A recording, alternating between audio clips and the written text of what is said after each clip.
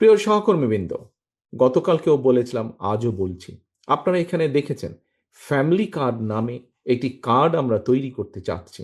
বাংলাদেশে family card পরিবার, আমরা যে হিসাব নিকাশ বর্তমানে পেয়েছি গত কয়েক বছর ধরে, আমরা বিভিন্ন রকম রিসার্চ করে যে পেয়েছি বাংলাদেশে এভারেজে 5 জন সদস্য এইভাবে যদি আমরা ধরি তাহলে বাংলাদেশে প্রায় 4 কোটি পরিবার আছে। আমরা ফ্যামিলি কার্ড নামে একটি কার্ড দিতে চাই।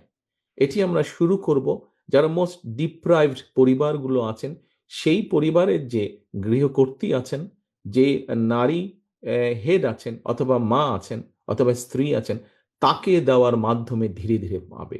এটি একজন কৃষকের পরিবারের যে স্ত্রী সে পাবেন, একজন ইমাম সাহেবের স্ত্রী সে পাবেন, এটি ছোট ক্ষুদ্র মুদি দোকানদার হোক সে পাবেন, এটি একজন স্কুল প্রাইমারি স্কুল শিক্ষক তার স্ত্রী এটি পাবেন, এটি একজন জজ সাহেবের স্ত্রী সেও পাবেন, এটি একজন ডিসি সাহেবের স্ত্রী সেও পাবেন এটি।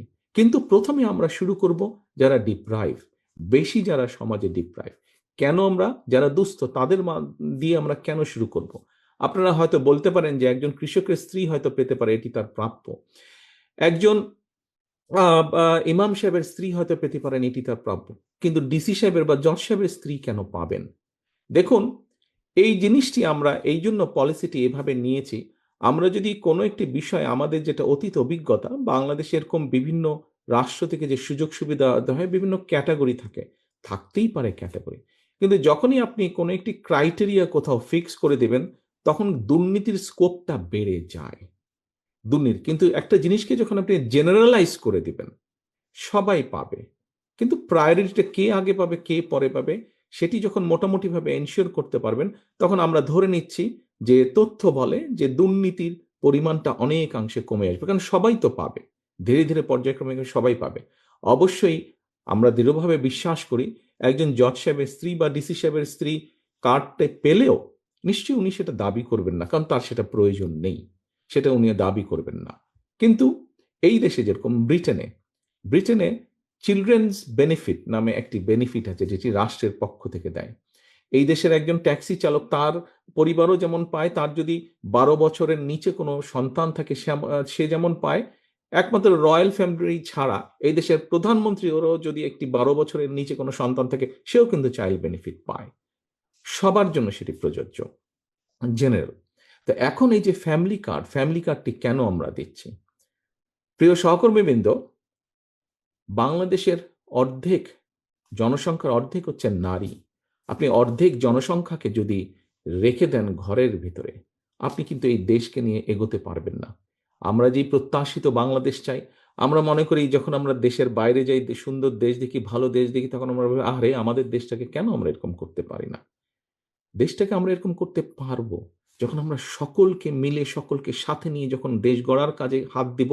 একমাত্র তখনই সম্ভব। বিভাজন রেখে, বিভক্তি রেখে, একজনকে ভেতরে একজনকে বাইরে রেখে কিন্তু আমরা দেশ গড়তে পারবো না। দেশের অর্ধেক জনসংখ্যা হচ্ছে নারী। আপনাদের নিশ্চয়ই অনেকের জানা আছে, নেপোলিয়ন বলেছিলেন যে আমাকে একটি শিক্ষিত মা দাও, আমরা শিক্ষিত জাতি দিব আমি তোমাদেরকে। কথাটি কম বেশি আপনারা জানেন, বক্তৃতাতেও আপনারা বলেন। সহকর্মীবৃন্দ, আসুন, দেশনেত্রী খালেদা জিয়া শিক্ষিত মা তৈরির বাস্তবায়ন কিন্তু উনি করে গিয়েছেন। নারীদের ক্লাস 12 পর্যন্ত শিক্ষা ব্যবস্থা উনি ফ্রি করে দিয়ে গিয়েছেন। অর্থাৎ শিক্ষিত মা তৈরির যে প্রোগ্রাম, কর্মসূচি, সেটি দেশনেত্রী খালেদা জিয়া শুরু করে গিয়েছেন।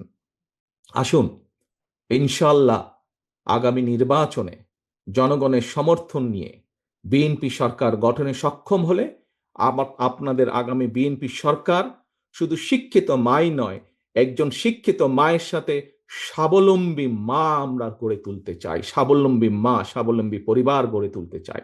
এবং আমরা যখন সম্ভব হবে আমাদের পক্ষে, শিক্ষিত মায়ের পাশাপাশি সেই শিক্ষিত মাকে যখন অর্থনৈতিকভাবে আমরা স্বাবলম্বীভাবে গড়ে তুলতে পারবো, ধীরে ধীরে একটি পরিবার, 2টি পরিবার, 5টি পরিবার, একটি উপজেলা, একটি জেলা, একটি বিভাগ, সমগ্র বাংলাদেশকে আমরা স্বাবলম্বী করে গড়ে তুলতে সক্ষম হব।